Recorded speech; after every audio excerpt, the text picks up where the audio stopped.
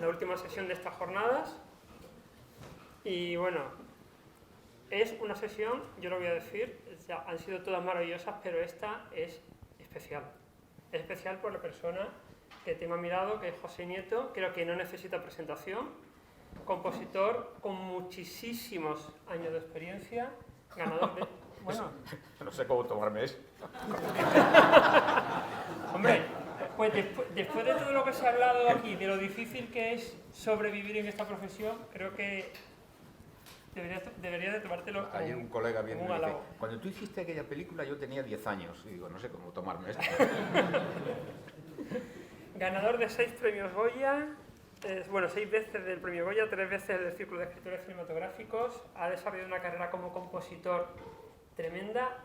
Bajo el punto de vista de muchos, ha sentado las bases y ha ayudado a que la profesión evolucione y mejore en muchísimos aspectos. Ha tocado todos los palos, no solo la composición de música para cine, la composición de música autónoma, ha sido orquestador, arreglista.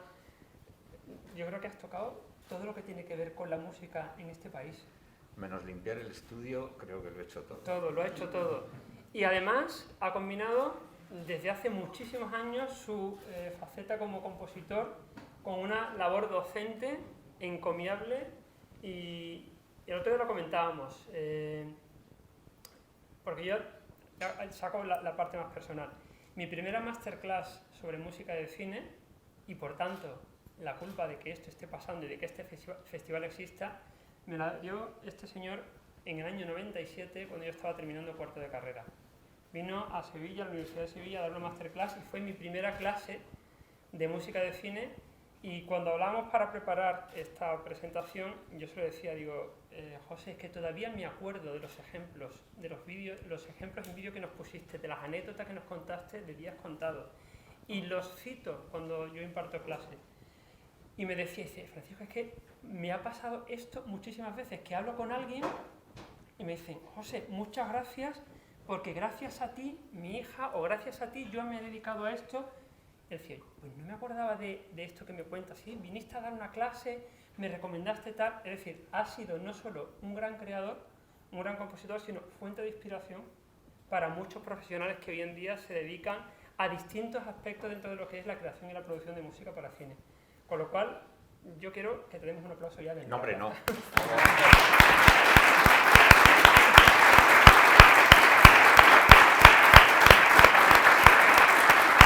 gracias. No me abruméis.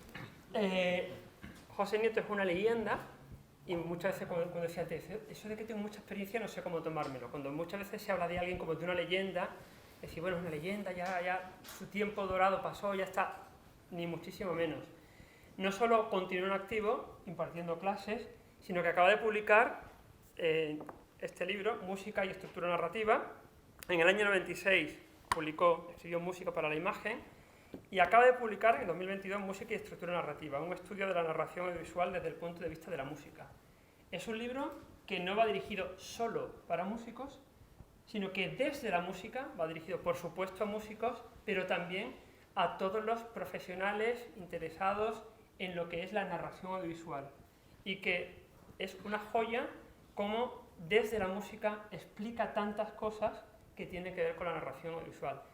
Siempre se dice, me ha encantado leer tu libro. No, es que de verdad, y te lo decía esta mañana, para mí ha sido un deleite leer el libro, sobre todo por cómo cuentan las cosas y sobre todo por cómo, a partir de la lectura del primero, cómo yo he sentido que has ido evolucionando en tu investigación, en tu conocimiento, en todo lo que presentas, cómo has ido citando aspectos de mucha relevancia actual a nivel de investigación, como la conexión de la percepción musical narrativa con la neurociencia. Me parece un libro maravilloso y esta charla, esta conferencia que gira en torno a este libro creo que va a ser una delicia para todos. Así que vamos a entrar en faena, porque creo que lo merece. El libro, a ver, lo primero, ¿qué es lo que te lleva a escribir este libro? A ver, este libro contiene una parte importante de lo que son mis clases, como ha dicho Francisco. Yo he empezado en la docencia de rebote hace 40 años, hace más de 40 años, y se ha terminado convirtiendo en una de mis actividades más importantes hasta el momento actual, en el que realmente es lo único que hago. Es decir, estoy dedicado a la enseñanza, un poco a la investigación. Ahora estoy en otro proyecto que he conseguido poner en marcha con la Universidad de Salamanca sobre un estudio de los músicos de sesión de los años 60, 70 y 80, que es una cosa que habría que haber hecho hace años porque se están muriendo la mayoría. Y entonces, esta actividad docente pues me llevó hace muchos años a dejar mi experiencia por escrito en el primer volumen este que tienes aquí, Música para la Imagen, y este otro que yo creo que es, pasado el tiempo, más importante todavía que el anterior, aunque parece que es más, quizá porque es más general, menos específico para cómo se hace o una forma de hacer música para la imagen, pues es un libro que, si bien el contenido está ahí y yo estoy impartiendo clases con ellos desde hace mucho tiempo, pues estaba aparcado. Estaba aparcado porque a la mitad del libro, menos de la mitad del libro, no sabía un poco cómo seguir, entre otras cosas, porque tenía la necesidad de incluir ejemplos. Mis clases sin ejemplos no son nada, no valen nada, entonces no encontraba una forma hasta que un sobrino mío, profesor, me dijo, hombre, es que ahora mira, los libros vienen así, y me enseñó que los libros ahora tienen un código QR mediante el cual accedes a archivos de sonido y de imagen. Y entonces me prometí en la pandemia terminarlo, no lo hice. Y justo en los últimos, no sé por qué, en los últimos meses de la pandemia me entró y me puse a terminar el libro. Que, como digo, es parte del contenido de las clases que imparto regularmente en Barcelona o en Baeza, etc. Y por fin, pues toma cuerpo. Es decir, que esos dos libros es un poco dejar por escrito mi experiencia. No pretendo que sean otra cosa, es mi experiencia.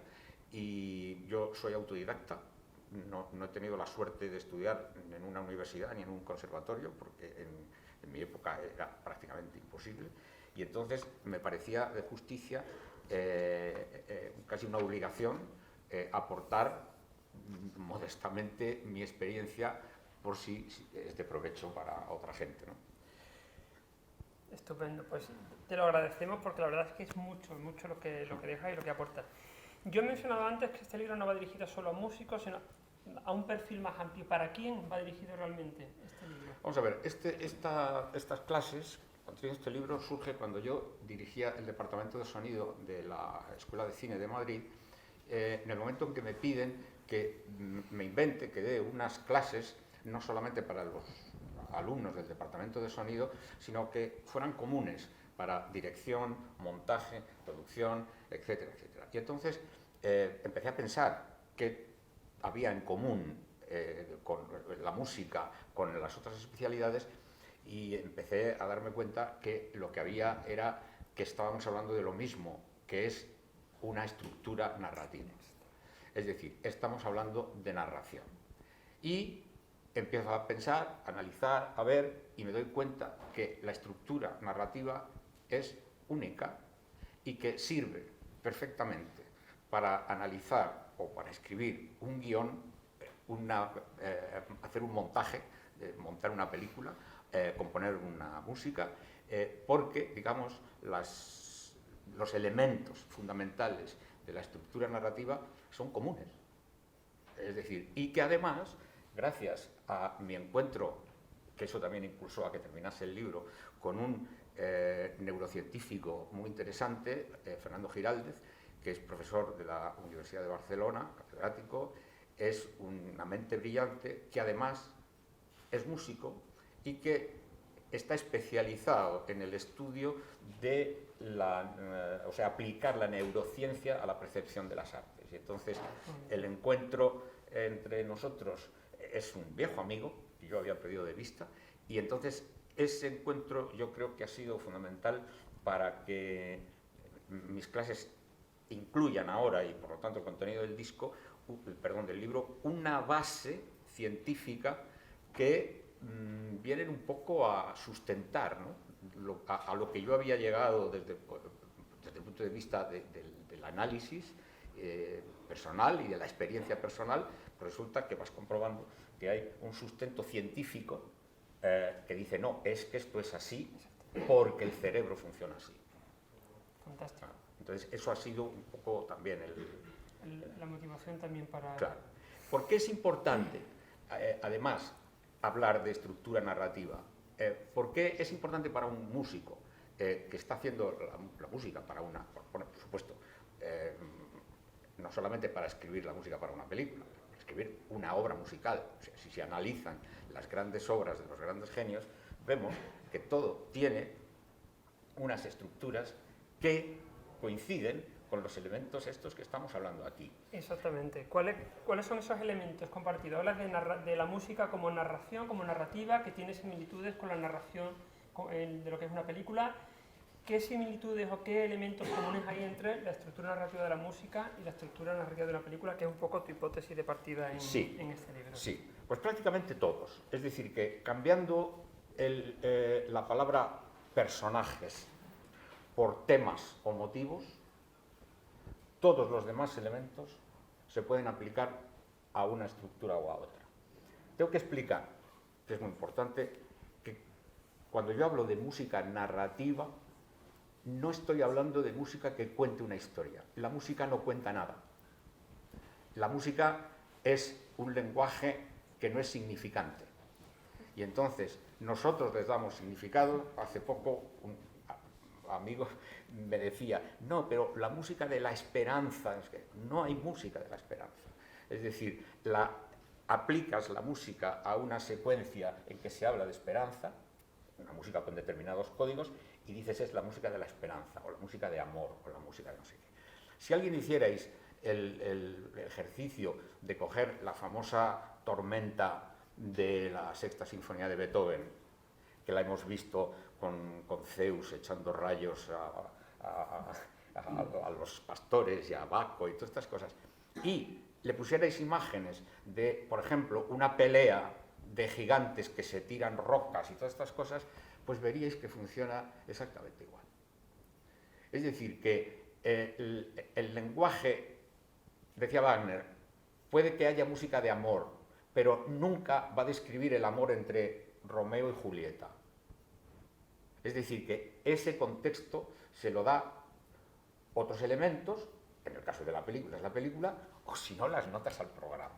Es decir, ahí digo, si le hacemos oír la Sexta Sinfonía de Beethoven pastoral a alguien que no la ha oído nunca, y quitamos el subtítulo de pastoral, y quitamos los nombres de los movimientos, los pastores aquí, la tormenta allá, y se la dejamos oír sin nada, es muy difícil que alguien asocie esa música ni a la tormenta, ni a los pastores, ni nada. Le gustará, le producirá. Es decir, que cuando hablo de música narrativa, no estoy hablando de música que cuenta una historia, sino de música que tiene una estructura similar a la de una narración literaria y que produce en el oyente las mismas sensaciones que cuando se ve una película o una obra de teatro o incluso cuando se lee una novela.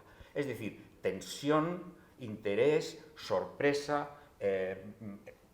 lo mismo, que tiene su ritmo, que tiene su progresión, etcétera, etcétera. Entonces, para mí, esa es la música que yo considero narrativa, porque enseguida alguien preguntará, ¿y entonces esta música no vale? No es que no valga, es que no es narrativa.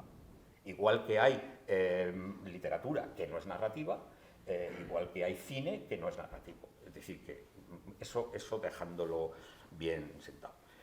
¿Qué elementos coinciden en cualquier estructura narrativa? O mejor, vamos a empezar, porque si no hablo demasiado, poniéndoos un ejemplo práctico de analizar una estructura de un fragmento al que hay que poner música desde el punto de vista de la estructura y ver un poco qué se puede hacer con él, digamos, ¿no? Se trata de los títulos de crédito de la película El Caballero de Don Quijote de Manuel Gutiérrez Aragón, ¿no? Entonces, ¿la primera versión? Sí, esto que vais a ver es la versión que me envían a mí para poner la música. por lo tanto no Vamos tiene a música, poner no aquí. tiene nada. Ahí.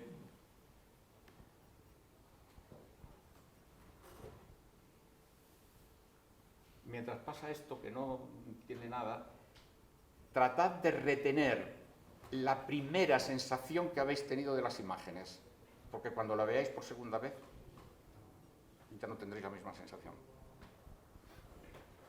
¿Que tiene 1 minuto de barras o tiene más? Pues no lo sé, porque eso ha aparecido en esta versión del Windows maldito, y yo creo que empezaba mucho Ahí, más por ahí. vale, ya lo tenemos. Ahí está ya.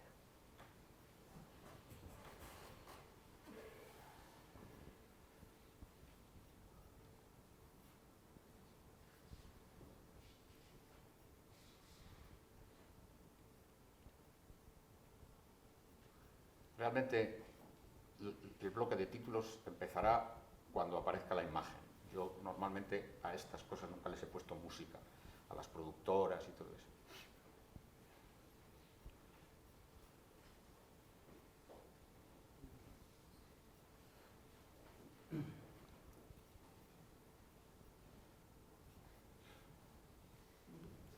No sé si pasarlo.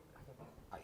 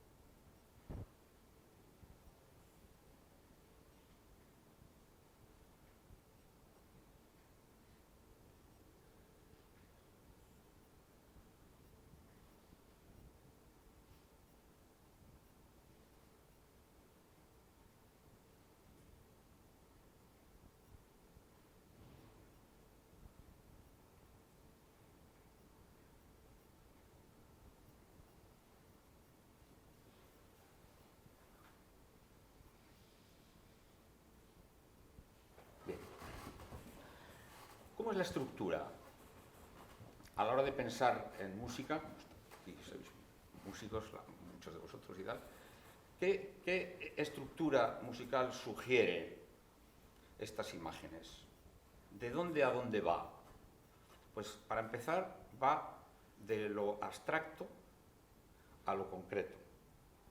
Es decir, hay unos planos muy cercanos de algo que no se sabe lo que es. Ahora ya sí sabéis lo que es, y cuando lo veáis por segunda vez ya sabéis lo que es, pero el espectador no lo ha visto antes y por lo tanto no sabe que son fragmentos de un yelmo o de una espada, sino que son planos abstractos que se mueven y al final se concretan y además aumenta el tamaño del plano. Es decir, es algo como que pide una cantidad de música en la primera parte y al final una apertura musical que admite tal. Pero ¿cuál es el problema de hacer, en este caso, una música que siga esa estructura, donde el clímax de la música esté al final, en el momento en que la cámara se abre? Pues que hay un contrasentido, y es que el título de la película está al principio. Y por lo tanto, no se puede empezar un bloque de títulos donde aparece el título de la película con una música tenue, abstracta y que realmente de alguna manera no funciona con la aparición del título de la película, que digamos que siempre es un clímax. ¿Qué solución hay? Bueno, llamar al director y decirle, oye, pasa esto, ¿por qué no pones el título de la película al final? Es decir, empieza por poner el reparto, los técnicos y tal, y al final, cuando se abre el plano, pones El caballero Don Quijote. Con lo cual, tenemos una estructura coherente que nos dé una estructura musical coherente. Si la película no tiene una estructura musical, una estructura narrativa coherente, difícilmente podremos escribir una música coherente. Es decir, que yo cuando empezaba en esto notaba que me caía una película, me resultaba muy fácil incorporarle la música, y a la siguiente película era prácticamente imposible. No sabía cómo hacerlo. Y yo no sabía qué pasaba. Y de repente venía otra y me era fácil, y otra me era fácil, y de repente llegaba una que era absolutamente imposible hacer. Con el tiempo me he dado cuenta lo que pasaba. Lo que pasaba es que unas películas estaban bien montadas, es decir, tenían una estructura dramática, una estructura narrativa coherente y eficiente, y las otras no lo tenían. Entonces, estas películas que no lo tenían me llevaban o a hacer una música que no se incorporase a la imagen, o a hacer una música incoherente, con una estructura incoherente. Es decir, por eso es tan importante para el compositor que va a hacer música de cine tener claro cómo es la estructura sobre la que tiene que poner la música. En algunos casos, yo he sido un privilegiado en ese tema, y encuentras directores y sobre todo montadores que entienden lo que les dicen y que están dispuestos a modificar la estructura de la secuencia en función de que tenga una mejor estructura musical, y en otro caso que no consigas nada, pero por lo menos que lo sepas. O sea, que sepas que no es que eres un inútil, sino que realmente no hay forma de poner una música coherente en esa secuencia que estás haciendo. Entonces, vamos a poner, para que veáis la versión definitiva, la versión como quedó, simplemente, como os digo, quitando el título de la película de ahí y poniéndolo al final. Con lo cual... Voy a pasar, me voy a... ahí. Sí.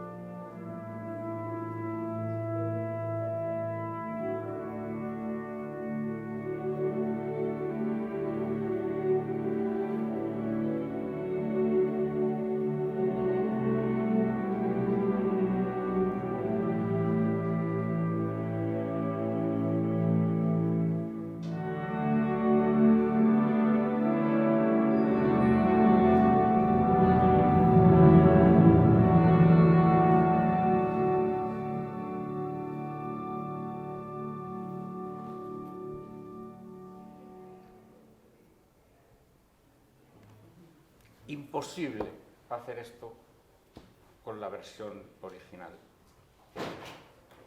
¿Y el director no puso problema? En absoluto. Yo es que debo tener mucha suerte de no dar nunca con un idiota. Quiero preguntar que cuántas veces te ha pasado esto, no lo de encontrarte una estructura incoherente, sino que el director hacerte cambiarla. Porque... A ver, me da vergüenza, después de todo lo que he oído, de cómo está el asunto ahora, tengo que reconocer que me da un poco de vergüenza.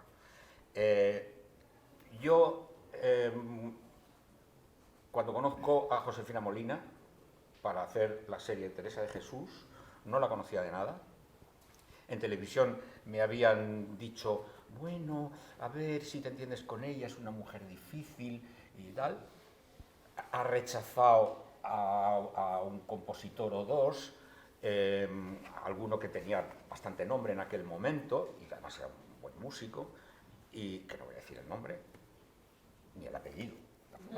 Bueno, pero el caso es que, bueno, quedé con ella, me vi con ella, empezamos a hablar, y a mí me pareció una persona estupenda, funcionamos muy bien, hablamos un poco de lo que ella pensaba, cómo tenía que ser la música para la película. Yo le dije, pues me parece adecuado por el tema, de qué es lo que estamos hablando, de una mujer con una mente muy especial, etcétera, etcétera.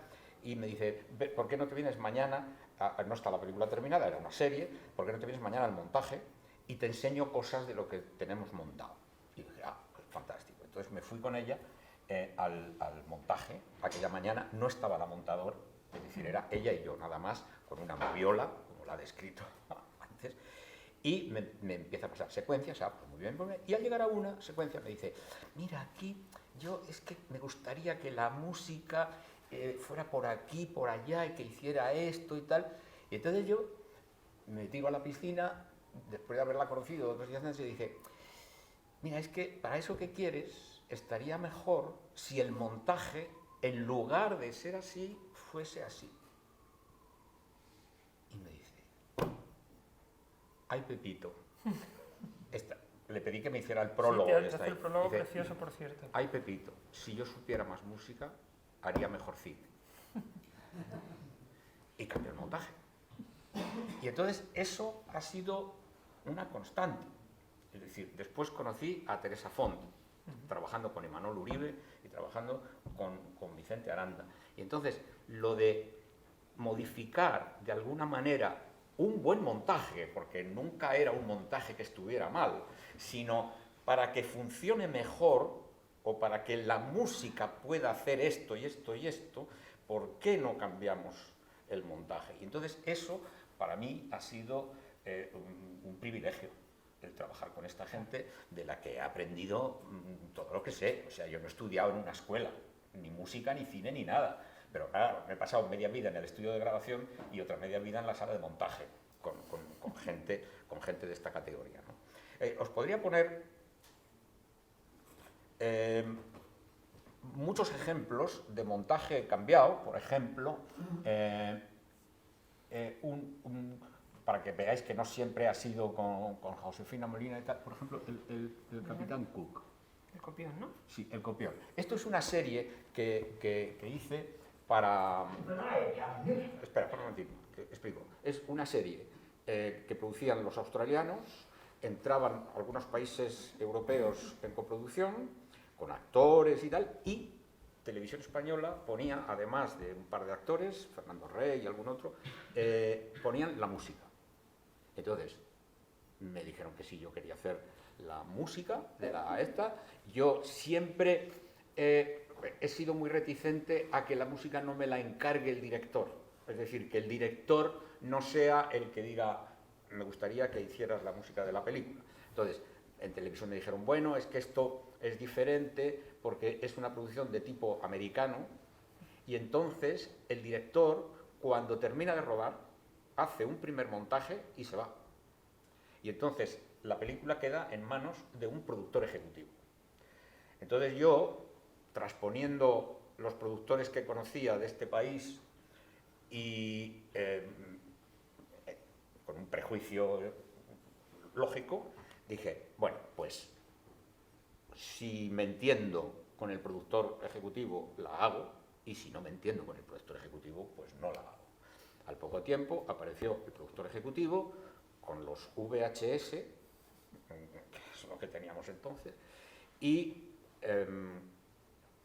le voy a buscar al aeropuerto, yo vivía cerca del aeropuerto de Barajas, le voy a buscar, y en el camino a casa fue flechazo.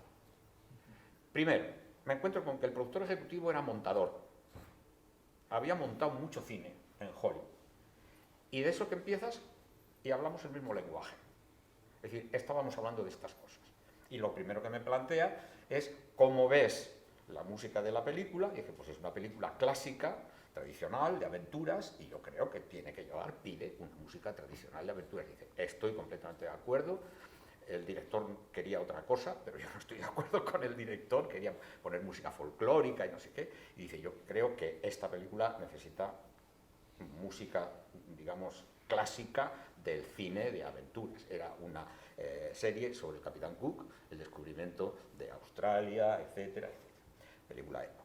Entonces nos ponemos a ver los VHS para hacer el cue sheet, es decir, tomando notas, dónde va a ir la música, pues va aquí, empieza aquí, termina aquí, etcétera, etcétera. Y cuando va a llegar esta secuencia que vais a ver ahora, me dice, si te parece, yo he pensado que de esta secuencia, cuando se termina esta secuencia, venimos de unas secuencias de tormenta, de negras, oscuras y tal, y dice, ahora después de esta secuencia viene la única secuencia de comedia que hay en toda la serie, y entonces yo he pensado que aquí, para pasar de esta a la otra, podía haber una entrada típica, con arpa, cuerdas y tal y cual.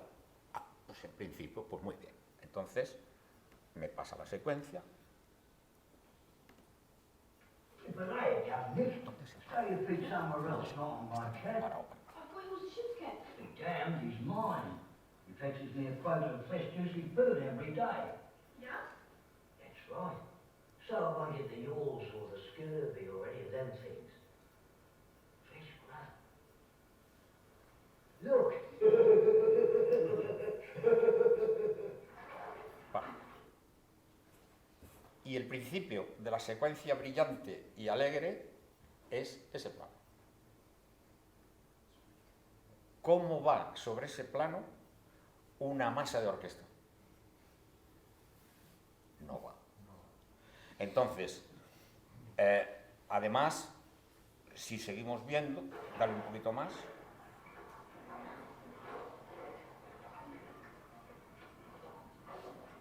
Para. Yo, no sé qué habéis pensado vosotros, pero yo la primera vez que lo vi no identifiqué dónde estaba transcurriendo el bote con el marinero. Para mí están en el barco, ¿no? Y entonces llega este plano y digo, pero si hay otro barco. No puede ser, me he perdido algo, como mi inglés no es para tirar cohetes, a lo mejor me he perdido algo y en algún momento han dicho, mañana nos encontramos con el barco de no sé qué. Vale, seguimos.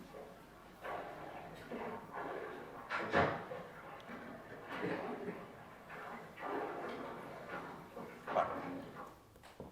O es que están en un bote. No hay dos barcos, están en un bote, ¿no? Continúa. Y ya pasa a otra cosa en el interior del barco. Va. Pues le dije, mira, sobre este plano del bote no se puede poner una masa de orquesta. Él venía ya de alguna manera y me dijo, ¿te parece que no está bien montado?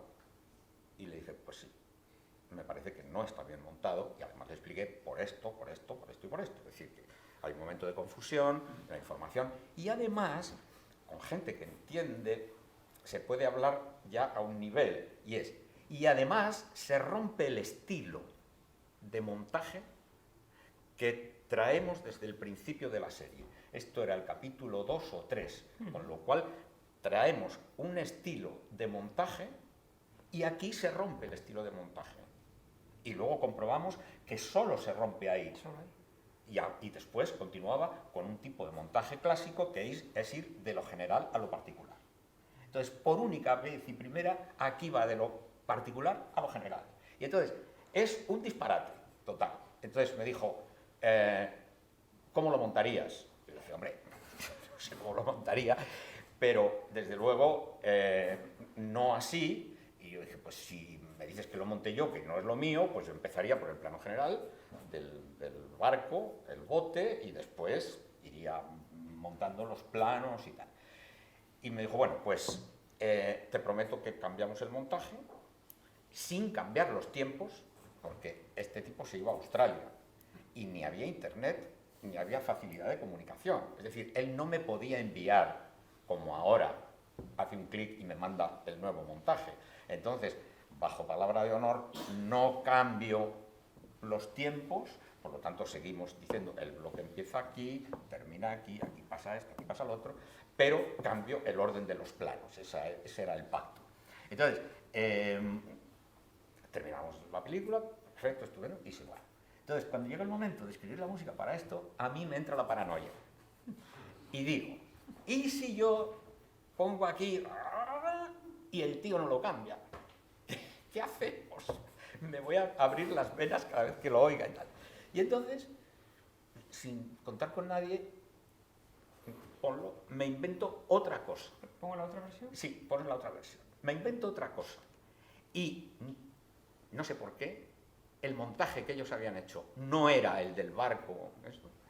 Hicieron una cosa que funcionaba perfectamente con la música que yo había hecho. Es decir, cuando se piensa en estructuras en común, en paralelo, funcionan las estructuras de una cosa y de otra, y por lo tanto el conjunto, ¿no? Entonces, mirad, ahora ya esta versión es la versión en español doblada. Vale. Ten cuidado, Johnny. Mira dónde pone los pies, no pises a mi gato. Ese gato de gato. Nada de eso, es mío. Me cazo una Oye, ración sale el de comida sonido fresca todos sincrónico. los días. Claro, así no cogeré las fiebres, ni el escorbuto, ni nada de eso. Comida fresca. ¡Mira!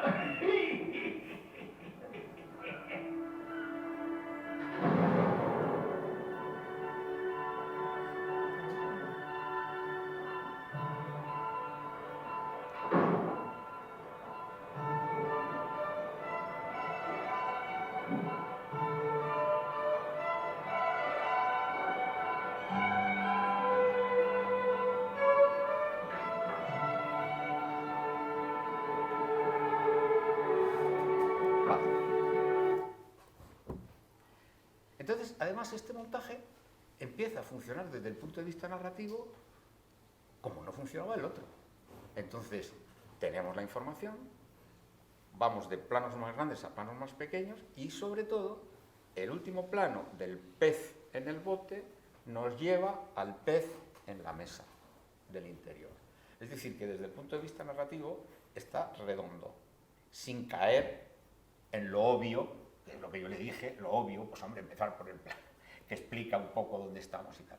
Entonces, todo esto es, para que veáis, es muy difícil de ver estos ejemplos y desgraciadamente el libro está lleno de ejemplos, pero no puedo poner estos ejemplos porque no puedo utilizar material que no esté publicado y por lo tanto yo puedo utilizar, me lo permite el derecho de cita, como tal, puedo utilizar la película, pero no puedo utilizar el copión. Entonces, esto que estáis viendo aquí, que es un privilegio poder ver cómo estaba, cómo está, cómo es el copión, cómo es el original, eso desgraciadamente en el libro no está. Pero sí, para que veáis que realmente la estructura de la imagen condiciona la estructura de la música y en muchos casos la hace posible. ¿Vale? Fantástico. ¿Vale? ¿Seguimos? Seguimos. A ver, has estado hablando de estructura, de cambio. Esto afecta al ritmo. El ritmo es algo que decimos que la música puede tener más o menos ritmo, que se nos puede caer el ritmo, y también hablamos del ritmo cinematográfico, del ritmo de una película. ¿Qué elementos comunes hay? ¿Cómo sería ese ritmo narrativo y qué elementos comunes hay entre el ritmo de una película y el ritmo de la música? Bueno, pues que porque para empezar, como tú muy bien dices, hay que distinguir muy bien lo que es en la imagen el ritmo visual o en la música el tempo del ritmo narrativo. tanto en la música como en la imagen, que es otra cosa. El ritmo narrativo es la relación que hay entre el contenido y el tiempo. Es decir, las estructuras narrativas, sea de lo que sean, tienen en común y tienen la particularidad de que transcurren en el tiempo. Es decir, el tiempo es un parámetro de la estructura. Claro que existe tiempo, por ejemplo, cuando vemos un cuadro. Me surgió en una clase que di en Alicante, en la universidad, y había un alumno muy interesante que era arquitecto. Y me decía, no, pero para ver una casa, es decir, hace falta un tiempo. Y por lo tanto, y yo decía, sí, hace falta un tiempo, pero el tiempo no forma parte de la estructura. Tú, para ver un cuadro, puedes utilizar 30 segundos o 15 minutos, dependiendo de lo que el cuadro signifique para ti. Pero el autor no ha dicho cuánto tiempo tienes que estar para ver el cuadro, el edificio, la escultura o la fotografía. Mientras que nosotros, desgraciados, sí que cuando componemos una música o escribimos un guión o hacemos una película, estamos obligando al espectador a estar delante de nuestra obra el tiempo que nosotros hemos decidido. Es decir, nosotros tenemos que establecer el tiempo. Y por lo tanto, yo creo que la clave de una buena narración es precisamente dar con el tiempo adecuado para cada contenido. Ni más ni menos. ¿Quieres poner...? Sí, porque en el libro lo refleja de manera muy... Sí, no, para que se vea, por ejemplo, esto que hemos dicho... Sí, ritmo narrativo 1. Exactamente. Sí. Es decir, esta ecuación está esto es una pseudoecuación que funciona para ver un poco esta relación del contenido y del tiempo. Es decir, que el ritmo narrativo sería contenido partido por tiempo. Si le dais valores, por ejemplo, al numerador, al contenido y al tiempo, veis que si tú, por ejemplo, pones contenido 100 y para este contenido 100 yo pongo un valor de tiempo de 50. ¿Cuál es el ritmo narrativo? 100 entre 50, 2. Tiene un ritmo narrativo de 2. Si yo no modifico el contenido y en lugar de 50 le doy 75 al tiempo, la división cambia. A menor. Exactamente. Es decir, sirve un poco como demostración de si aumento el tiempo y no el contenido, el ritmo narrativo cae. Cuando el ritmo narrativo cae, ¿qué es lo que decimos? Cuando vemos una película y de repente es lenta. ¿Cómo que es lenta? La película no es lenta, la película va. Lenta quiere decir que el tiempo transcurre sin contenido o con poco contenido y por lo tanto la percepción del tiempo varía. Entonces, una película lenta es una película cuyo contenido no está en relación con el tiempo que se utiliza para ello. No solamente la película, sino puede haber momentos. La película está muy bien, pero tiene un bache. Otra forma que hablamos coloquialmente, que tiene un bache significa que al llegar a un punto nos encontramos otra vez con una secuencia o unas secuencias en donde el ritmo narrativo baja. Y entonces se produce eso que decimos un bache. Pero en la música pasa igual. Es decir, la música puede tener un ritmo narrativo maravilloso y un tempo muy lento. No hace falta que os diga, sería insultante que os dijera ejemplos de todo eso. Es decir, que el tempo es una cosa y el ritmo narrativo es otra. El contenido en la música también existe. ¿Cuándo falla esta ecuación? Esta ecuación falla cuando lo que hacemos es disminuir el tiempo haciendo que no haya tiempo suficiente para leer el contenido. ¿Entendéis? Es decir, que ahora hay así. de películas en las que se dice, no, es que es una película con mucho ritmo. Con mucho ritmo significa que, por norma, los planos no duran más de 3 segundos o de 4 segundos. Y se cambia de plano cada 3 segundos, cada 4 segundos. ¿Eso qué produce? La incapacidad para leer la información. Y eso también produce una caída del interés. Si no puedes leer el contenido, ¿entiendes? Lo que añadimos ahí es ritmo visual, pero sin embargo el ritmo narrativo No, se desequilibra. se desequilibra. Es muy importante tener en cuenta, con la otra diapositiva, esto era un PowerPoint, pero que este no funciona, que en cine el ritmo narrativo es la suma del contenido visual más el contenido sonoro. Y ahí entra la función de la música. El contenido visual es uno, que está ahí, y el contenido sonoro, que le añade contenido, es decir, añade ritmo narrativo, hace que el ritmo narrativo sea superior, porque en el mismo tiempo le añado sonido y la percepción del tiempo varía de otra manera. Os voy a poner un ejemplo corto de una serie que se llamaba Appropriate Adults. ¿Pongo el sí? Sí. Unless Unless what? I see you there. See you were there, and I would be there. And I would give me the strength to show Rose that I don't need her anymore. Do you see that?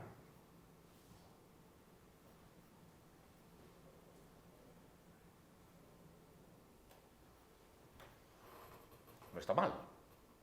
Buenos actores, diálogo interesante, miradas intensas y tal. Pues bueno, esta versión que acabáis de ver está arteramente manipulada por un servidor y le ha quitado lo que vais a ver ahora, que es contenido sonoro. Le he quitado contenido sonoro. La secuencia original no es así, sino como la vais a ver ahora. ¿La veis? No. Ahora sí que le has quitado contenido sonoro. Totalmente. Pero no he sido yo, ¿eh? Vale. Pues no tiene audio. No tiene audio. Bien. No. Y el archivo igual que el otro. Si es que no entiendo cómo alguien puede trabajar con un Windows de estos. El archivo es... Son iguales en teoría. no, de tamaño... Bueno, vamos a ver. 5 tiene menos. No es igual, pero os lo cuento. Es decir, Vale. esa secuencia, con la anterior, con el diálogo, esta secuencia tenía Unless ahí, todo este rato, tenía un reloj.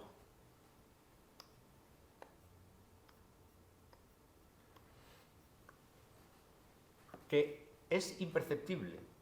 El espectador no se da cuenta que hay un reloj. Sin embargo, la percepción del tiempo de la película, es decir, del ritmo narrativo, cambia radicalmente. Y no solamente hay un reloj, que por supuesto en el diálogo no se oye, los diálogos están más fuertes y el reloj, cuando hay diálogos, apenas se oye, pero sí lo suficientemente. Además, en algún sitio por aquí, que son unos planos largos, por ejemplo, aquí y en el anterior, que no hay diálogo, se inventan una puerta de una cárcel que se abre y que se cierra. Y entonces le añade a esos planos que no tienen diálogo, además del reloj, una puerta que se abre, cambia el plano, una puerta que se cierra y cambia el plano. Está añadiendo elementos intermedios. Elementos sonoros que mejoran el ritmo narrativo de la película, ¿no? O sea, en este caso de la secuencia. O sea, cine es contenido visual más contenido sonoro. Cuando ya hablamos de la música, entonces hablamos ya del supercontenido. Entonces, primero vamos a comprobar que tiene audio. Sí. No, esta. ¿El 1 negro? Sí.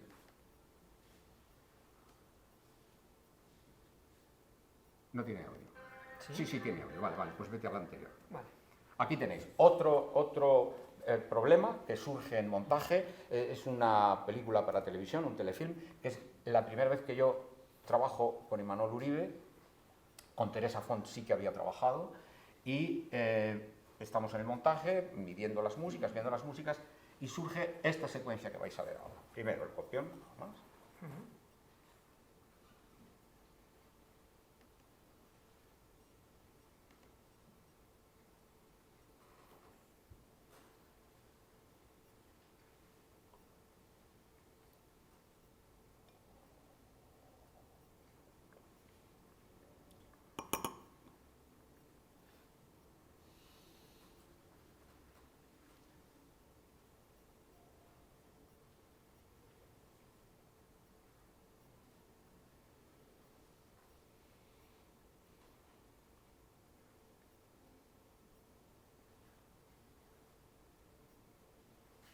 Vale.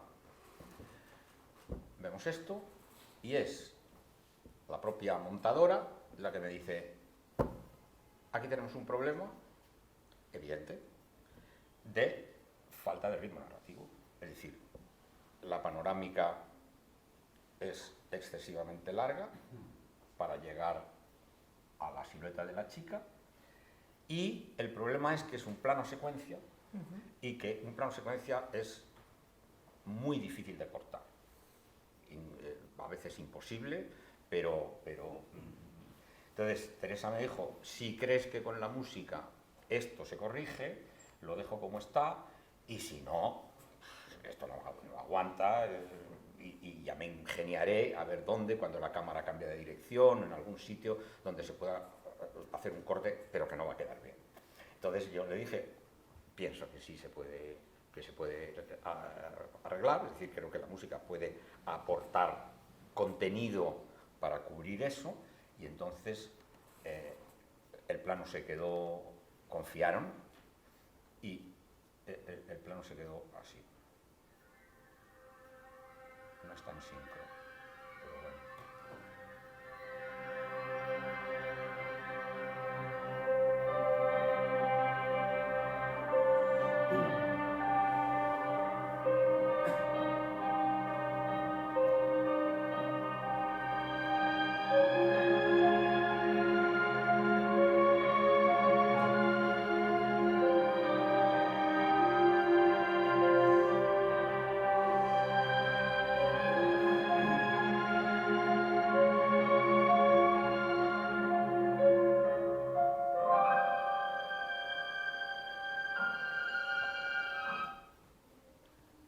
Ha desaparecido el problema. Para eso se sabe que el problema de esa secuencia es que el plano es muy largo y que hay que añadirle ritmo narrativo, y una de las cosas que hay que hacer para añadirle ritmo narrativo es añadir información. Es decir, si este fragmento musical hubiera empezado desde el principio con el tema que oímos al final, hubiera sido inefectivo también. Algo hubiera ayudado, pero no hubiera sido efectivo o tan efectivo como si añades un elemento, un ritmo de piano, las cuerdas. Entonces es dar información, y haces que la percepción del ritmo de la secuencia cambie completamente. Es decir, que cuando hablamos de elementos de sonido influye en el ritmo narrativo, pero cuando hablamos de la música influye de gran manera. De todas formas, alguien ha dicho aquí algo que es absolutamente verdad: la película es la que es. Entonces, la música no es Lourdes. Es decir, que por muy bien que hagas una música, no conviertes una película mala en una película buena. Puedes hacer que sea menos mala, o en el caso como este, sí, una secuencia sí que puedes, sobre todo cuando hay conciencia de que hay un problema y tal, pero que no es Lourdes, efectivamente, ¿no? O sea, que si la película es mala, va a ser mala. Y en este sentido, porque vemos que la adición de la música, de elementos sonoros, modifica la percepción. ¿Cómo debe el espectador percibir esta música? Porque siempre se habla de que si la música no debe oírse, debe ser inaudible, debe estar por debajo. ¿Debe oírse o no debe oírse la música? Yo cuando me hacen esta pregunta siempre pregunto: ¿y la cámara? ¿Se tiene que ver? ¿Se tiene que ver la cámara? el montaje se tiene que notar. ¿Tú qué crees? Yo creo que depende del objetivo que tenga la película. Si es una película narrativa, que es lo que estamos hablando, debe ser lo más transparente posible. Es decir, la cámara no tiene que verse en el mismo, o la música no tiene que oírse en la misma medida que la cámara no tiene que verse y el montaje no tiene que notarse. Es decir, que todo debe estar en función de la narración. Entonces, ahora es muy normal que el director se saque a pasear en la película y nos esté diciendo, mira qué bonito pongo la cámara aquí, mira esto aquí, mira esto aquí. Y dice, no, yo no he venido a eso, he venido a que me cuentes tú una historia. Entonces, eso a mí me causa un problema y es que me pongo a ver una película o una serie y a los 10 minutos sé que no me va a gustar. Dice, pero ¿cómo a los 10 minutos si todavía no ha empezado? Dice, pero he visto el lenguaje, Claro. he visto por dónde va el señorito este, el director. Y entonces, ¿para qué voy a seguir? Es decir, hombre, claro, es que tú eres especialista y entonces lo del lenguaje... Y dije, pero vamos a ver, tú puedes leer un libro con faltas de sintaxis o con faltas de ortografía. Dice, hombre, no, pues esto es igual, es un lenguaje, como otro cualquiera, que tiene sus normas, que tiene su gramática, digamos, ¿no? Y entonces, pues, empieza la película y dices, no me gusta el estilo, si quieres, para ponernos, no me gusta el estilo narrativo de este tío, no me interesa nada. Pero me pasa con escritores. Yo hay algún escritor, que tampoco voy a decir el nombre y el apellido, donde he empezado una novela y la he dejado a las 10 páginas, a las 20 páginas. Y luego me han dicho, hombre, pues es una novela cosa. Bueno, a ver si estaba yo, y me la vuelvo a poner, me pongo a leerla otra vez, y cuando llega al sitio digo, pues es que no me interesa. Este señor no me está contando una historia, me está contando lo listo que es. Y entonces, claro, eso me pasa precisamente pues. Entonces, ¿cómo debe percibir el espectador la música? Como parte de un todo. Es decir, que Wagner hablaba de la obra de arte total, y realmente el cine debe ser una obra de arte total. Pero se dice que Wagner decía que la obra de arte total es la que contiene todas las artes en una, pero se callan o se comen o olvidan que Wagner lo que decía era que las artes tienen que estar integradas. No solamente tienen que estar, sino tienen que estar integradas en un todo. Y entonces, este invento de la obra de arte total, que no es de Wagner, sino de los grandes dramaturgos griegos, es decir, donde las grandes, digamos, tragedias y comedias griegas no se conciben si no era con música. Es decir, que no sé quién decía, no, es que las obras aquellas no es que se escribieran con música, sino que se escribían en música. Es decir, que contaban una estructura musical que es la que daba de alguna manera pie a todo, ¿no? Entonces, la música tiene que estar integrada con la imagen. Os voy a poner un ejemplo, si se oye, precisamente de la serie Teresa de Jesús, de una... Sí, es una secuencia... No, si se oye bien, a ver. Sí, vale.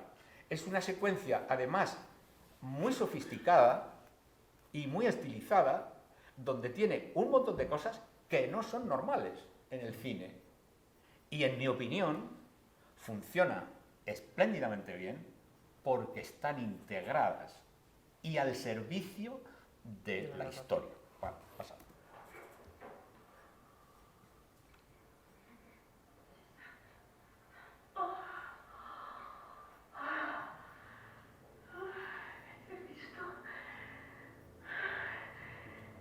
He visto un ángel.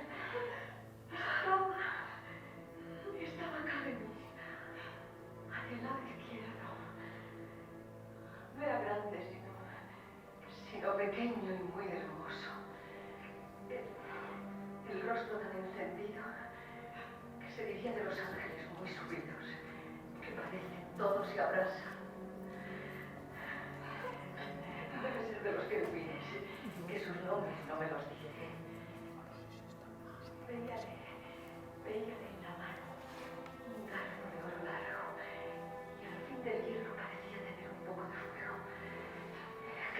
en el corazón, que me llegaba hasta las entrañas. Luego, al sacarle, parecía que se las llevaba consigo y que me dejaba abrazada en grande amor de Dios.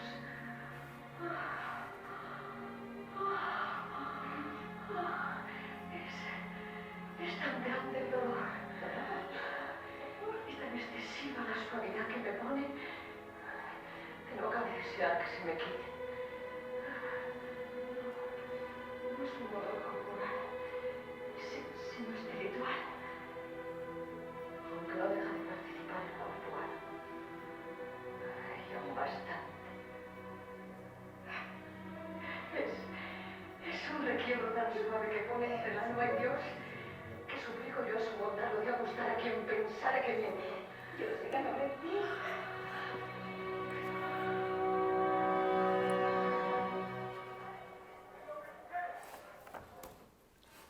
Es decir, de repente se oscurece el fondo, como si fuera teatro, cosa que es un elemento que no se suele utilizar en el cine, es lo que llamamos un elemento extradiegético, visual.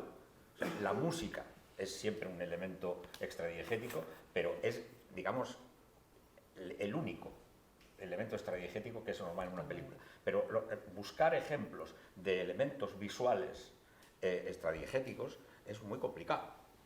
Y sin embargo, esta serie, que tiene yo que sé cuántos años, del Pleistoceno para atrás, pues en esta secuencia hay efectos de teatro. En el momento en que va a iniciar el relato, se oscurece el fondo, se inicia la música en ese momento, con unas notas graves, que ahora hablaremos por qué, y termina con un fundido a rojo,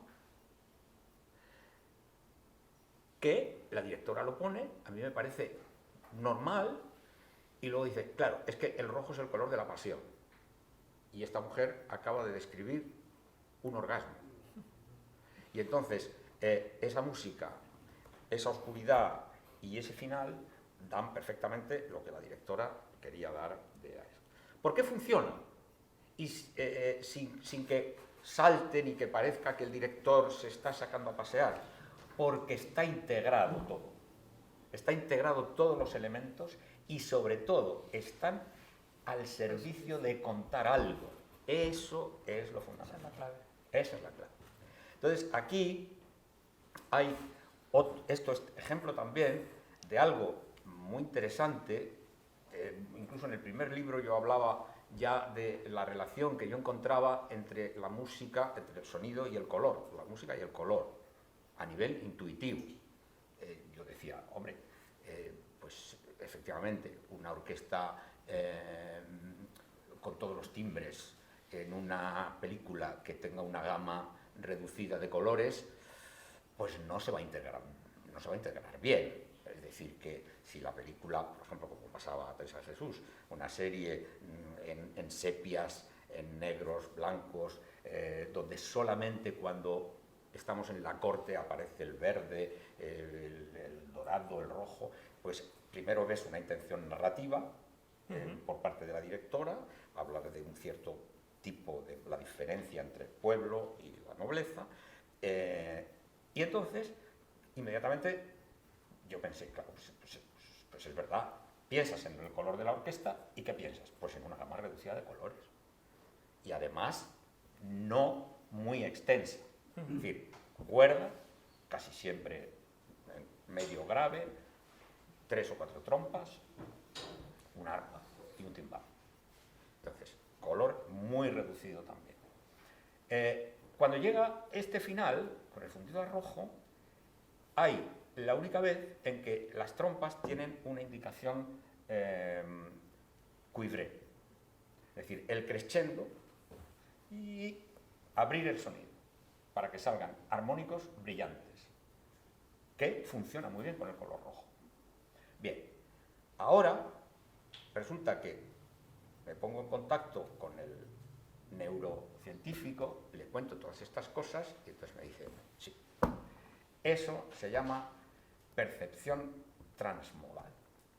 Es decir, que hay una zona del cerebro que funciona como una especie de traductor y los impulsos que recibimos, los estímulos, perdón, que recibimos a través de un sentido se transmiten a otros.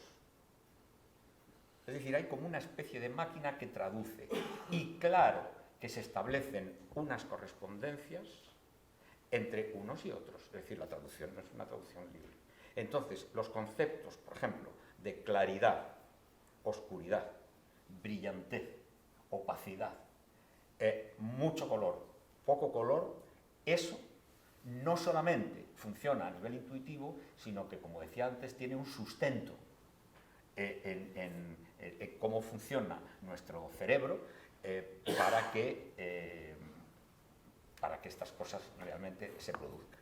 Eso lo ejemplificas muy bien y antes lo comentábamos, cuando leí esa parte, te comenté que me recordaba al ejemplo que cita Walter March de la cabalgada de las Valquirias de Apocalypse Now, de cómo las distintas grabaciones de las distintas orquestas que utilizó para esa secuencia, en una había más cuerda, en otra más metal. La de Solti era la que tenía los metales más con un mayor nivel de dinámica, y esa dinámica de esos metales a él le hacían ver el color del mar con una tonalidad diferente, y al final consiguieron, porque el problema es que no tenían los derechos de esa grabación, y consiguieron los derechos de esa grabación para poder utilizar esa grabación porque le transmitía una cierta acidez en el color del mar. Eso lo ejemplificas fantásticamente, y me ha alegrado mucho encontrar justo esa cita de Walter March refiriéndose a esa película. Claro. ¿Cómo entiendes tú esa relación? Porque aquí Walter March pone ese ejemplo, pero tú reflexionas y lo haces muy bien con muchos ejemplos en el libro. ¿Cómo entiendes tú esa relación entre el sonido, la música y los matices de los distintos colores? A ver, el libro tiene un estudio interesantísimo de un profesor de la Universidad Politécnica de Valencia, que hizo con una serie de alumnos suyos. Es muy largo y no da tiempo a ponerlo, pero el experimento consistió en que les ponía 14 segundos, creo que eran, de una música, y además, para asegurarse de que no conocían la música previamente, me pidió permiso para coger 14 o unos cuantos, no sé cuántos, ejemplos de música mía, que se suponía que los alumnos no le van a conocer, y entonces les ponía 14 segundos de música y les daba un tiempo muy breve para, en una pantalla de ordenador donde tenían una paleta de colores, marcar rápidamente los colores que les inspiraba. El resultado es sorprendente. El resultado es absolutamente sorprendente. Entonces, aquí prefiero, porque no tenemos tiempo para más, poneros un ejemplo práctico que se ha producido, por desgracia, por la incompetencia de alguna gente y el descuido de mucha otra, que es el siguiente. De filtro. Sí, ahí. Primero sin filtro, ¿no? Sí, para. Si compráis o si veis el CD de la serie Teresa de Jesús, lo que os vais a encontrar es, con los títulos de crédito de cada capítulo, os vais a encontrar eso.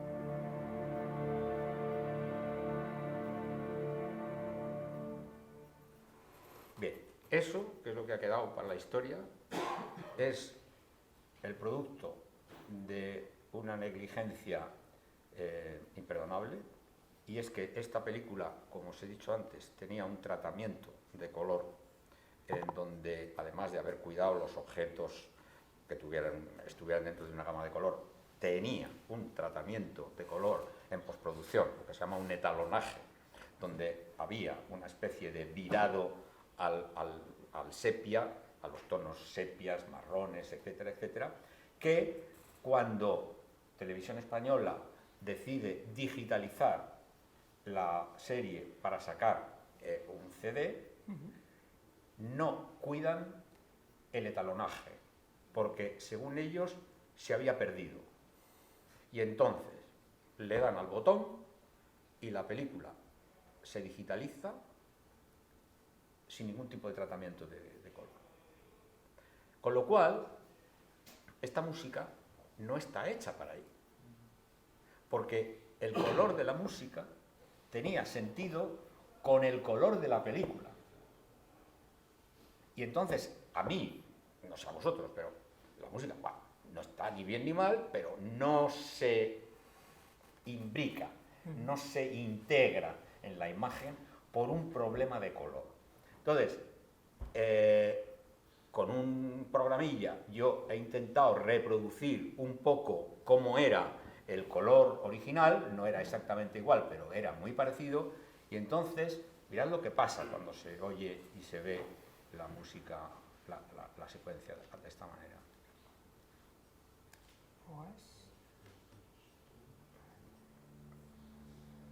Pues no sé. ¿Te pasaste con el filtro? No. Espérate, a ver si es el código, si podemos abrirlo con... Esto sí. A ver con otro... No, el problema es que no está instalado QuickTime. Es que no tiene el VCL, que es un poco... Claro. No lo tiene. Pues es una pena que no lo veáis, pero ese ejemplo sí está en el libro. Ah, estupendo. Porque como no es copión, es Claro. decir, los dos fragmentos están publicados, en Sí, uno, podías tú- el uno estaría en el VHS antiguo y el otro está en el CD. Entonces, es muy interesante porque ocurre un fenómeno muy curioso. No solamente la imagen se ve de otra manera, sino que la música suena de otra manera. Es decir, cuando esos tonos son oscuros y secos y tal, la visión influye también en el oído. Es decir, que la percepción transmodal, digamos que funciona en las dos dimensiones. Y es muy interesante ver que no solamente se arma y se integra la música en la imagen, sino que la imagen modifica la percepción de la música, igual que la música modifica la percepción de la imagen.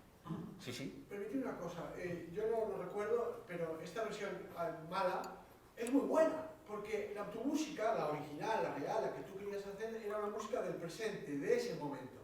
Pero esta música, para quien no conoce la alteración de colores, esa es una música de futuro. Es decir, no sabemos qué va a pasar, pero la música está poniendo esa nube negra en algo que ya pasará. Y de alguna manera está bien, José, porque eso genera una expectación. ¿Qué va a pasar aquí? Tu versión, la que tú habías pensado es ¿qué pasa ahora? Aquí, en este momento. ¿Qué va a pasar? Porque son los títulos de crédito. Claro, ¿Qué va a pasar a pero continuación? esta contradicción genera un interrogante que se abre. ¿Qué va a pasar en el futuro? Entonces, de alguna manera, Bueno, yo de todas formas me quiero abrir las venas cada vez que lo veo. Lo hago porque efectivamente el experimento es interesante de ver, aparte de la cosa conceptual, cómo la vista modifica el oído y el oído modifica la vista. Es decir, que lo de la percepción transmodal funciona en los dos sentidos. en los dos sentidos, ¿no? Y en ese sentido, una pequeña nota, antes hemos hablado tanto de la tecnología, de los efectos positivos que tiene la tecnología y de los negativos que tiene. Hoy en día el hecho de que muchas veces el compositor tengamos que trabajar sobre un primer montaje que no está etalonado, porque como hasta el último momento se puede retocar el efecto, muchas veces trabajamos, o sea, tú trabajas con un copión muy en bruto, pero después la versión final sí eras consciente o estaba acordado del etalonaje que iba a tener. Muchas veces en la música tenemos que entregar la mezcla y no sabemos cuál va a ser el aspecto final de la imagen, porque hasta el último momento se está retocando el color con las prisas que tenemos hoy en día del ritmo de producción, con lo cual eso afecta muchas veces muy negativamente. Tú estás trabajando con una imagen que la ves de una manera, con lo cual la música tú la creas para esa imagen, sin embargo el resultado final de la imagen es completamente diferente a la imagen con la que tú has Pero trabajado. yo no sé si llegué a ver alguna prueba, si hicieron alguna prueba, porque en aquel momento, bueno, yo he empezado a trabajar de forma muy curiosa. Por ejemplo, como era muy caro revelar en color, hacían el copión de trabajo. El copión de trabajo es una copia de la película, que es la que se cortaba, se pegaba, se volvía a cortar, se volvía a pegar, eso es lo que llamábamos, se pintaba encima, los encadenados se dibujaban con una línea, donde empezaba un bloque de música se pintaba con un lápiz graso, es decir, era una porquería. Pero entonces, al principio, cuando viene el color, resulta que era muy caro revelar en color. Y entonces trabajábamos con un copión en blanco y negro, con un plano en color Para que de tuvieras cada una secuencia, referencia, claro. para que el director, no solamente para mí, sino para que el jefe de fotografía y el director supieran por dónde iba el color, ¿no? Entonces, así hemos trabajado mucho tiempo. Y puede que en esta película, ya en el montaje final, hubiese al menos alguna prueba de etalonaje para ver, aunque Josefina lo había explicado muy bien, y además había explicado el porqué, yo creo que yo llegué a ver algo de 2 o 3 secuencias, incluso puede que los títulos de crédito, para terminar de ajustar. Pero la verdad es que el concepto de la música estaba inventado mucho antes. Desde que empecé a ver imagen, la paleta orquestal estaba decidida, los temas también. Desde que hay imagen, yo empiezo a trabajar cuando hay imagen, porque si no, luego no te da tiempo, ¿no? Pero no antes, no antes de ver imagen, ¿no? Estupendo. Un último tema, una última pregunta que te quería hacer antes de dar la palabra a la audiencia, por si ellos tienen preguntas, que seguro que tendrán. Tú a lo largo de tu carrera, lo hemos dicho al principio, has hecho de todo. Has hecho cine, series, ballet, espectáculos escénicos de distinto tipo, anuncios, jingles. Cada uno de esos discursos, cada uno de esos productos tiene una narración diferente, con lo cual requiere una estructura musical diferente. ¿Cómo defines la estructura musical que necesita cada tipo de narración audiovisual? Pues mirad, es que resulta que estamos hablando de la correspondencia estructural de los elementos, que por fin, al final no los hemos dicho. Es decir, los elementos fundamentales de la estructura narrativa tienen que tener un punto de partida, claro, un punto de partida que sugiera un final, o al menos una dirección, que es el otro elemento sin el cual la narración no funciona, establecer una dirección, que haya movimiento, que haya progresión. Como tenemos dirección, podemos hacer 2 cosas que definen muy bien los neurocientíficos. Si tú dices voy a llegar allí y llegas, se produce en el espectador o en el oyente lo que ellos llaman la recompensa. Ah, mira, tenía yo razón, ha llegado aquí. Si cambias de dirección, lo que se produce es la sorpresa, que es un elemento estructural básico, sobre todo en estructuras de mucha dimensión, en estructuras muy largas. Entonces, estos son los elementos. Y, por fin, un punto final, un punto de conclusión, donde el espectador sepa que la narración ha terminado. Esos son los elementos básicos, fundamentales, junto con otro muy importante que son las repeticiones. Es decir, el cerebro, la forma en que funciona el cerebro, necesita de elementos repetidos para poder procesar la información. Y entonces, ya desde tiempos inmemoriales, los compositores saben que esto se repite aquí y esto aquí y esto aquí para conseguir una estructura coherente, y si rompo la estructura, que se produzca la sorpresa, fijo la información y después la cambio y produzco la sorpresa. Es decir, que lo que no se puede dar es una estructura narrativa en donde no exista repeticiones y dirección. Es decir, sin dirección no hay narración.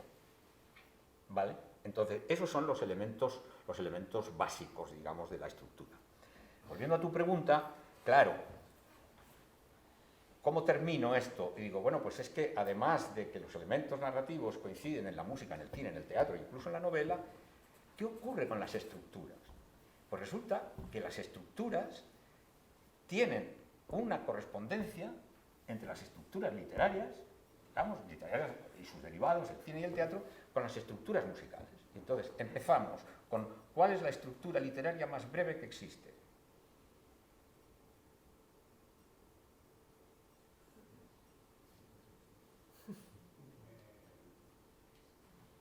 Poesía. No, porque además la poesía puede no ser narrativa. Bueno, beba Coca-Cola. Ah, el eslogan. Esa es la más corta que existe. Y tiene su correspondencia en la música, en el logo, que es exactamente la misma estructura. Una frase, como mucho dos muy breves, pero puede ser una sola frase que empieza, termina y resuelve en sí misma. Es un ejemplo, es el que habíamos puesto aquí para probar, que dura muy poquito. Esto es un logo. Un anuncio de un coche que sea Ronda que se llamaba. Eso es un logo. Segunda estructura que sale del logo, el spot, que es un desarrollo del logo. De ahí pasamos a estructuras más largas, el cuento, el relato, que en música corresponde a las piezas cortas, por ejemplo, pues la mer, el bolero, piezas aproximadamente alrededor de los 14-15 minutos como límite, como tope, que tienen sus peculiaridades estructurales, igual que el cuento o el relato. Normalmente suelen tener una sola trama, no tienen subtramas, no tienen muchos personajes porque no da tiempo a desarrollarlos, y lo mismo ocurre con la música y con la literatura. De ahí pasamos a los relatos de mayor envergadura, como es la novela, con su correspondiente entonces, que podríamos decir que sería la sinfonía o el poema sinfónico, pero estaríamos hablando de una novela corta, porque realmente de la novela, el formato correspondiente es la serie de televisión, que es la que permite, por tiempo, llevar a la pantalla por primera vez una novela con toda su complejidad. Se puede llevar a la serie de televisión Ana Karenina, pero no se puede llevar al cine en 1 hora y media o 2 horas Ana Karenina, sin hacer o una versión o una cosa inteligente. Dejadme que hable un poco de una actividad mía de la que he aprendido mucho, que es el ballet. Entonces, uno de los últimos trabajos que yo he hecho para ballet fue un encargo de la Bienal de Flamenco de aquí de Sevilla para hacer un Macbeth, con un grupo de cámara, es decir, 5 bailarines y un mimo, muy pocos músicos, escogí 5 músicos y un cantador flamenco, y ahora cuenta la historia de Macbeth, que es una obra de teatro que dura 2 horas y media, que tiene, no sé si 30 personajes, y eso, ¿cómo se hace? Pues se hace haciendo una versión literaria, antes que nada, en la que se pueda contar la historia principal de Macbeth en 70 minutos, y con solo 5 personajes. Entonces, el coreógrafo, que es Fernando Romero, coreógrafo y bailarín de aquí de Sevilla, que fue el que me propuso el trabajo, hubo un momento en que me dijo, no se podía quitar un personaje, que andamos mal de dinero. Y dije, pues ya no. Es decir, con 5 actores, o sea, 5 bailarines, y se puede contar la historia. En cuanto quites uno, ya no se puede contar la historia principal. Entonces, el ballet, yo creo que fue un invento muy interesante, dirigido por José Antonio Ruiz, que está aquí delante, y lo digo porque el hecho de iniciar una versión, una música sobre una obra de unas dimensiones, requiere una adaptación, una traducción para las dimensiones en las que dispones. Otro caso muy parecido fue el último encargo del Ballet Nacional, también, que en aquel momento lo dirigía también José Antonio, que fue hacer un ballet narrativo sobre una novela de Salvador de Madariaga que tenía 700 páginas. Así. Entonces, yo me leo la novela y le llamé a José a decirle, a ver, de aquí salen 3 ballets. ¿Cuál quieres hacer? Pues dijo, hombre, yo tengo muy claro, quiero hacer la historia de amor, una historia fantástica entre un chico español que nace al mismo tiempo de una princesa azteca. Ocurre una serie de cosas, el español se embarca con las tropas de Hernán Cortés y termina en América, y un chico indio, es un triángulo perfecto, que termina sacrificándose cuando ve que no puede acceder al amor de la princesa, y entonces ahí nos tenemos que centrar. Y entonces lo primero que hay que hacer es no tener piedad, coger el bisturí y decir, esto no, esto no, esto no, esto sí, esto no, esto sí, esto no. Y entonces hacer un relato literario que dé para las dimensiones temporales que tiene la función. ¿Veis la diferencia, ¿no?, entre obras muy cortas, muy breves, o obras de largo recorrido? Me gustaría terminar poniéndoos alguna secuencia, concretamente el final del primer acto del Corazón de Piedra Verde, donde se narra, y vuelvo otra vez a lo que tú decías, se narra porque está la imagen. Si no estuviera la imagen, la música tendría otro valor y la interpretación de la música sería otra, pero es la imagen la que concreta la música, y al final es como haber puesto música a una secuencia de cine, cuando realmente en el caso del ballet es al revés. El director confía, pone velas y confía en que vas a hacerle una estructura que va a dar pie a una narración, y entonces tu responsabilidad es de crear una estructura dramática que esté al servicio de la historia, ¿no? Entonces, aquí tenéis el final del primer acto del naufragio, en donde se narra cómo este chico...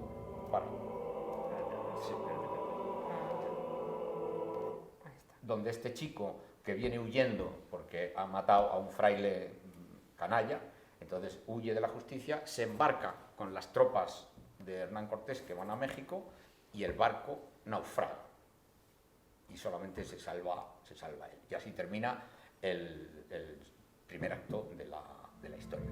Mirad el resultado.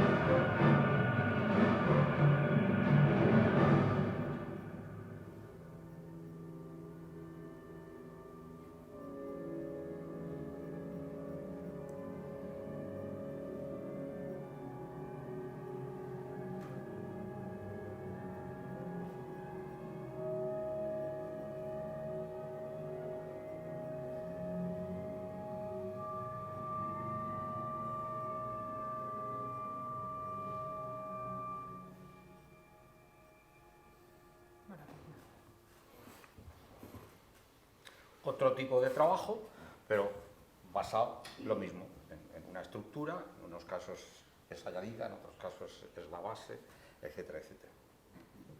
Una maravilla. ¿Preguntas? ¿Dudas? ¿Curiosidades? Que tengáis. Aprovechad.